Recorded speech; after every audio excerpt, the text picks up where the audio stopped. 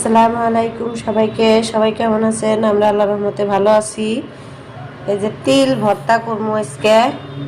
দেখেন এই যে তিল আমি ভালো করে পরিষ্কার করে ধুইয়া বাজার থেকে নিয়ে আসছে। তিলের মধ্যে বহুত ময়লা থাকে, ভালো করে পরিষ্কার করে ধুইয়া শুকাইয়া তারপরে তিলটা আমি নিছি। আজকে আমি ভর্তা বানাবো। এই যে তিল, কালা তিলটা। সাথে থাকেন, দেখতে থাকেন। প্রথমে দিয়ে দিলাম কারাই, তিলটা ভাইজা নিমু অল্প। তিলটা ভালো করে ভাইজা নিমু। তিলের থেকে একটা ফ্লেভার যখন ছাড়বো তখন নামিয়ে নেবেন।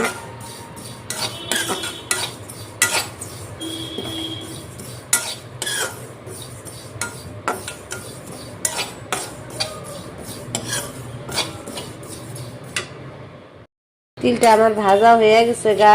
তিলটা এখন নামিয়ে নিমু। কিছু পরিমাণ দিয়ে দিমু কাঁচা মরিচ আর রসুন।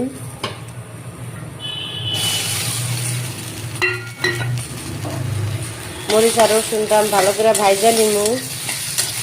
তিলের মধ্যে দিয়ে দিমু। হালকা অল্প তেল দিয়ে ভাইজা নিতেছি। এখন অল্প দিয়ে দিমু পেঁয়াজ।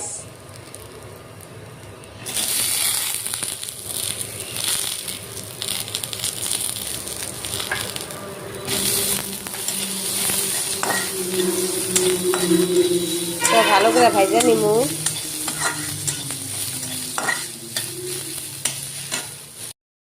আমার এগুলো ভাজা হয়ে গেছে, পেঁয়াজ, কাঁচামরিচ আর রসুন। মিক্সিতে দিয়ে দিব প্রথমে যে তিল, ভাজা রাখা তিল, আর দিয়ে দিব অল্প লবণ। এটা আমি ভালো করে আগে গুঁড়া করে নিব, তারপরে কাঁচামরিচ পেঁয়াজ দিয়ে নামিয়ে নিব পেস্ট করে। এই যে মিক্সিতে কত সুন্দর গুঁড়া হয়েছে দেখেন। এই যে তিলটা ভালো করে গুঁড়া করে নিছি। এখন দিয়ে দিব কাঁচামরিচ, পেঁয়াজ, রসুন যেটা ভাজা রাখছিলাম ওইটা দিয়ে দিব। এখন দিয়ে দিলাম সব। এটা শুদ্ধ এখন পেস্ট করে নিব।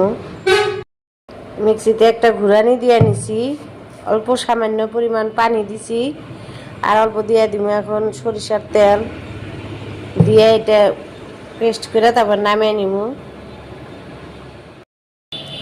মিক্সিতে পেস্ট করা হয়েছে, এখন আমি নামিয়ে নিব।